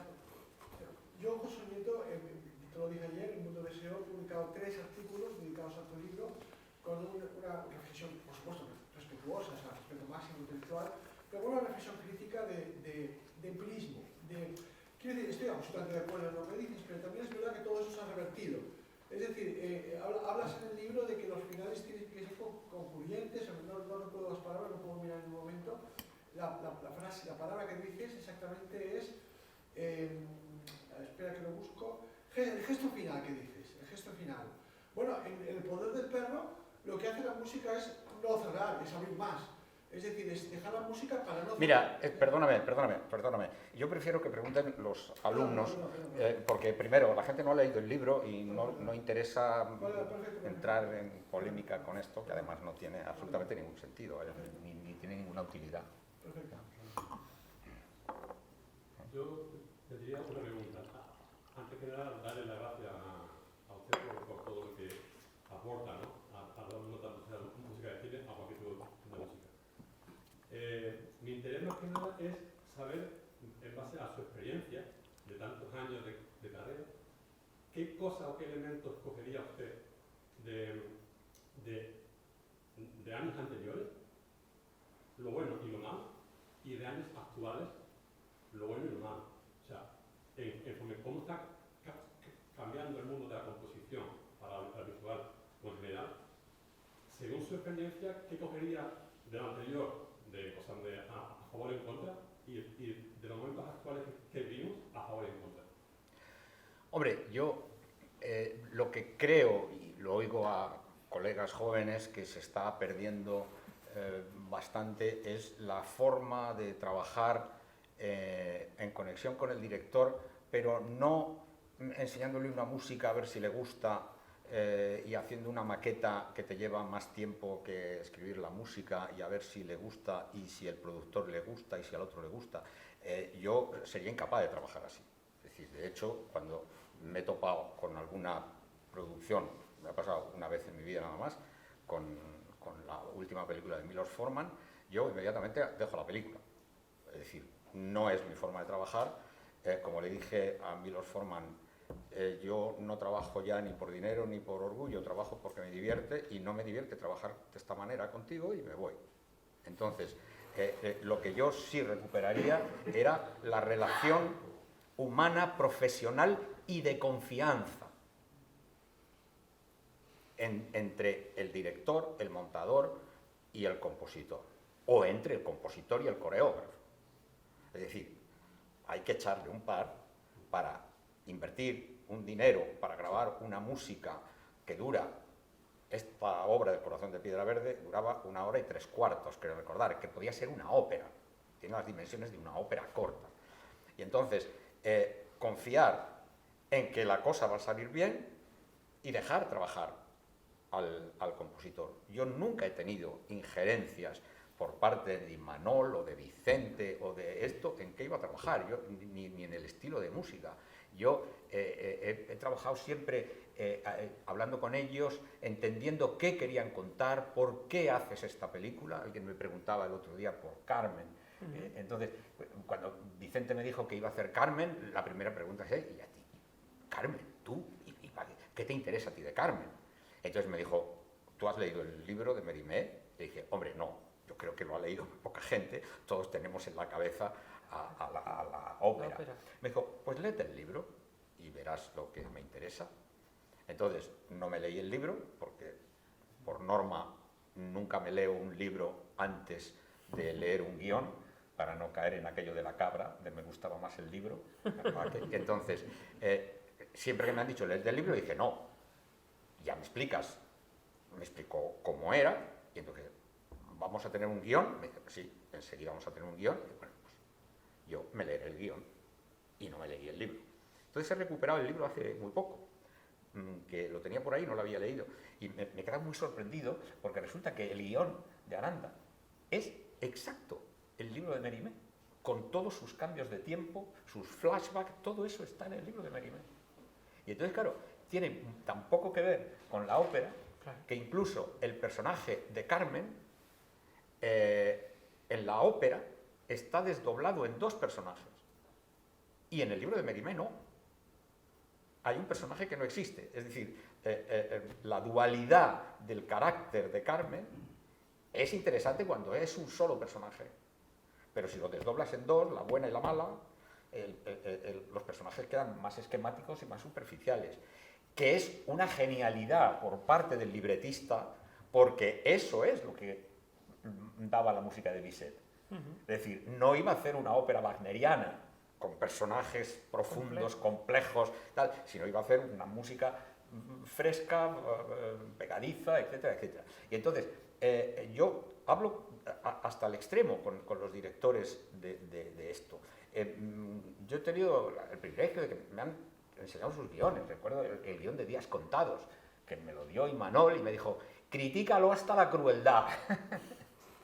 y, en fin, pero luego, una vez que eso está dicho y está hecho y está hablado, yo he tenido la suerte de no tener injerencias de qué estás haciendo o qué vas a hacer.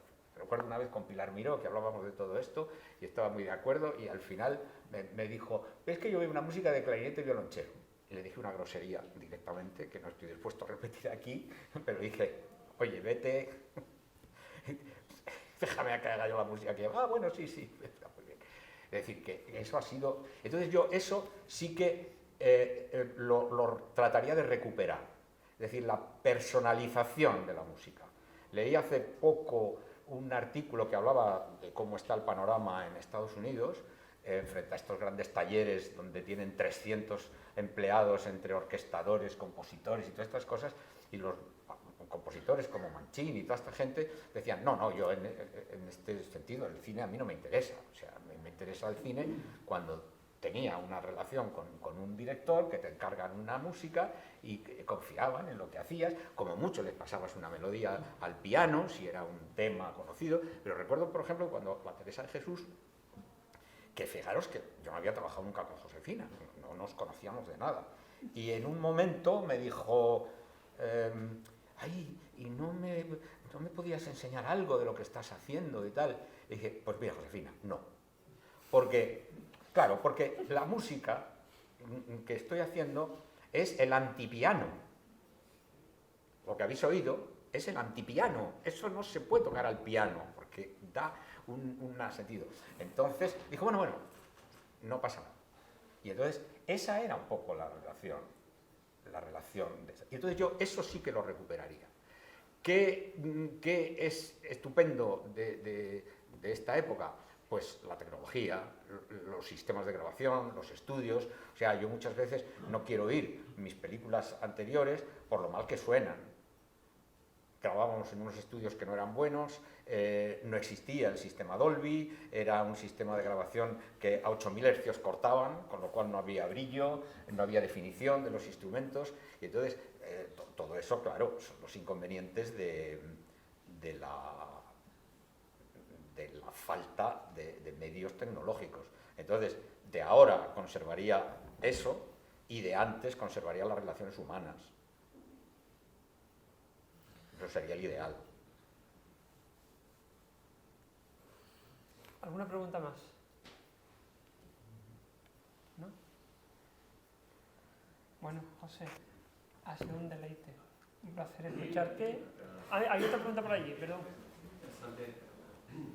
Muy interesante lo que has contado de contar historias, ¿no? ¿Perdón? Cuando hablas de contar historias, ¿no? Yo me planteaba ahora. La música a veces no son los sonidos, los sonidos son medios. Pero es muy importante contar la historia. Claro. Entonces, ¿tú crees, es decir, o se te ocurre alguna fuente de inspiración más allá de la música? Perdona Para contar historias. que te llevan un micrófono. Sí. Me planteaba el tema de contar historias. Sí. Historias, al final la música, o el músico también está contando una historia, ¿no? En Sí. este caso aplicado a la música, al cine, pero en cualquier caso el músico está contando una historia.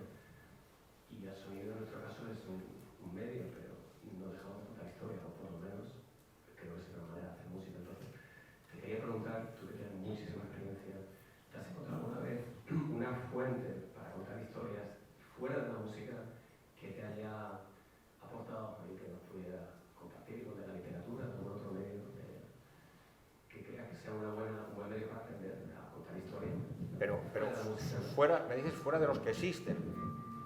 Fuera del terreno estrictamente musical, ¿no? Igual, oye, ¿lees más literatura o igual, siendo músico, podéis nutrir de otro medio distinto de la música? Ah, claro, a ver, claro. El compositor no puede ser así. Es decir, que yo he ido viendo una espiral hacia abajo del nivel, digamos, cultural de los alumnos en las clases, ¿no? Esto lo vengo percibiendo desde hace ya 30 años, ¿no? En donde, de repente, en una clase en las que hay gente que quiere ser directores de fotografía o directores, nombras a Rembrandt y te das cuenta que nadie sabe quién es. Que a lo mejor uno o dos les suena el nombre, pero nunca han visto una pintura de Rembrandt. Dices, pero ¿cómo quieres tú encuadrar? ¿Cómo quieres tú iluminar si no conoces a los grandes maestros de la pintura, por ejemplo, ¿no? Muchas veces no van al cine, o van al cine pero no van al teatro, al ballet jamás. El ballet es un arte, podría hacer una conferencia José Antonio, que se ha dedicado toda su vida, primero como un bailarín extraordinario y después como coreógrafo, director del Ballet Nacional, de la Compañía Andaluza de Danza. Entonces, el ballet, la gente normalmente no va. Entonces, va en un grupo de aficionados, pero no hay tradición de las artes escénicas. Entonces, yo creo que, por ejemplo, yo noto enseguida cuando un director viene del teatro por cómo cuenta las historias en el cine. Por ejemplo, San Méndez. San Méndez es un gran director de teatro, mucho antes de ser director de cine. Y tiene un sentido de la imagen, un sentido del encuadre y de la forma de mover la cámara y de contar las historias que no lo tendría si no hubiera venido del teatro. Josefina Molina había hecho teatro y por eso hace esa secuencia donde utiliza elementos del teatro en el cine. Es decir, todo lo que sea estar inmerso en la multiculturalidad de las cosas, pues yo creo que eso es lo que enriquece no solamente el trabajo de un compositor, sino la de cualquier artista. Naturalmente que la música, que no cuenta historias, pero sí produce algo que no producen los otros medios de contar historias, que son las emociones.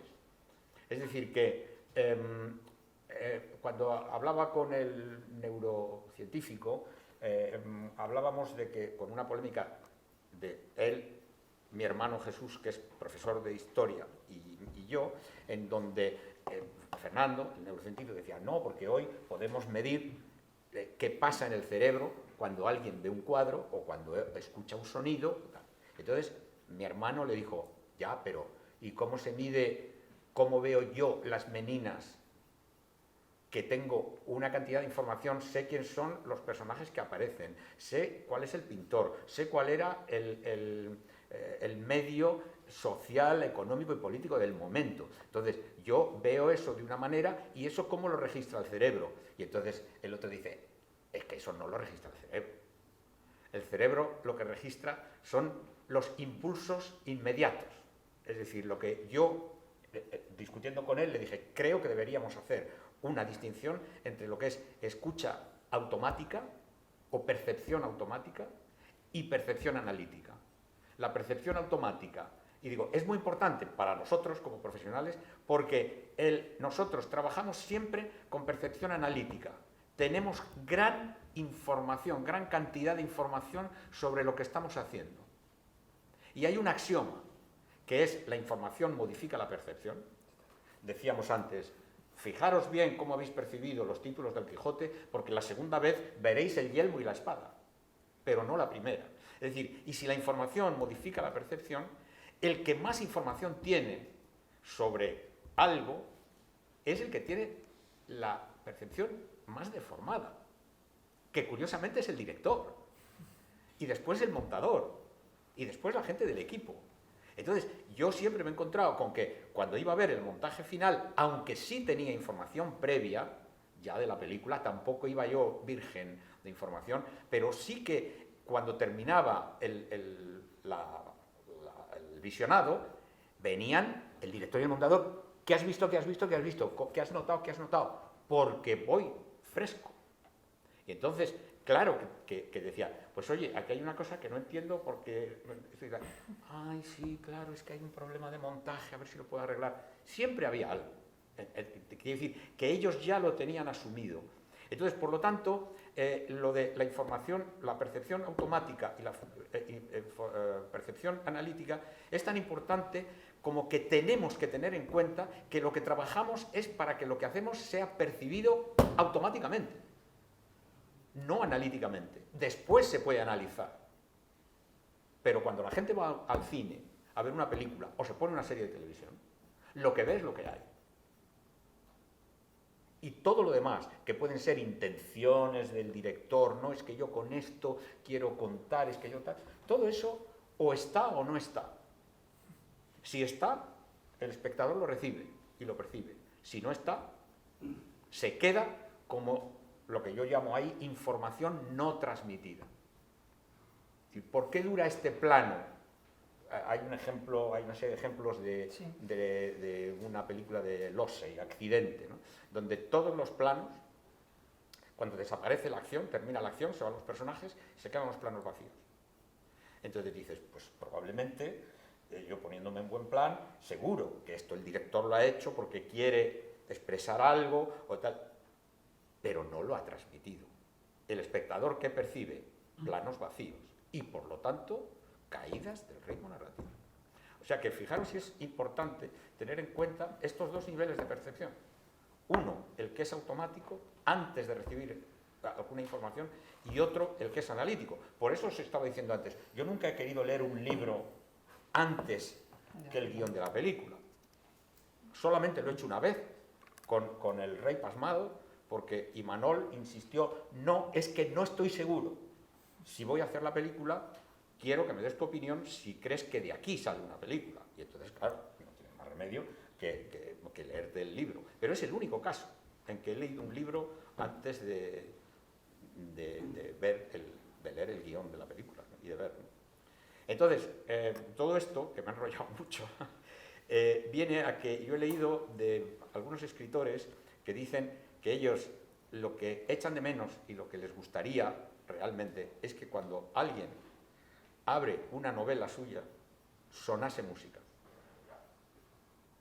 Porque efectivamente, lo que la música transmite es un misterio, que no lo transmite ningún otro medio. En esa medida, en otras medidas sí, pero en esa medida es muy difícil que tú, una obra literaria, te ponga los pelos de punta, te produzca un estremecimiento, que también es algo que está estudiado por la neurociencia. Y entonces, sigue siendo un misterio, porque a una gente que ha nacido en Sevilla le gusta el blues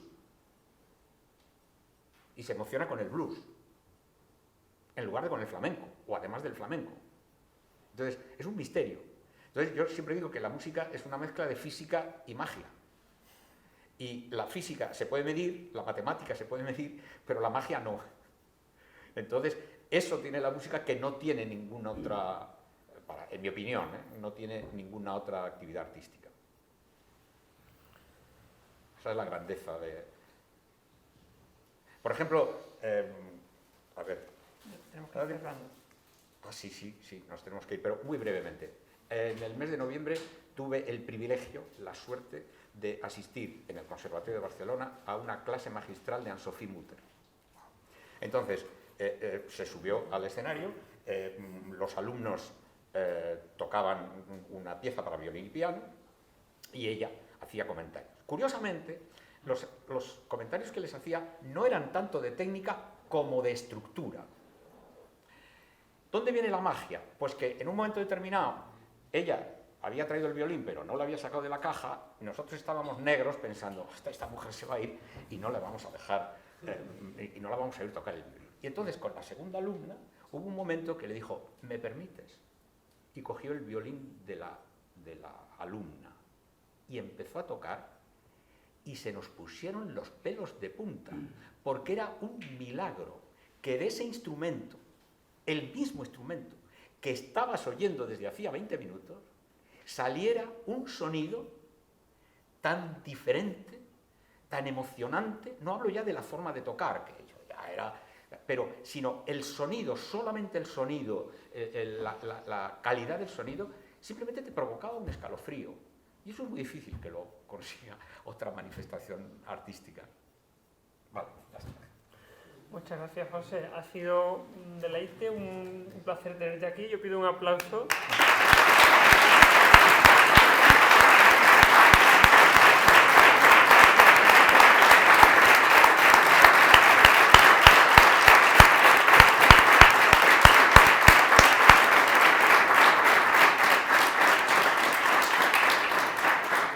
Pues eso, muchas gracias por haber venido a CIMUX. Con esto terminamos las jornadas de la segunda edición del festival. Muchísimas gracias a todos por haber venido, por haber llenado la sala. Siempre decimos que esto no tiene sentido hacerlo si no estáis ahí queriendo recibir y queriendo aprender y queriendo escuchar. Y simplemente os recuerdo, nos queda un concierto más, mañana por la tarde, en Dorión y San Cartuja.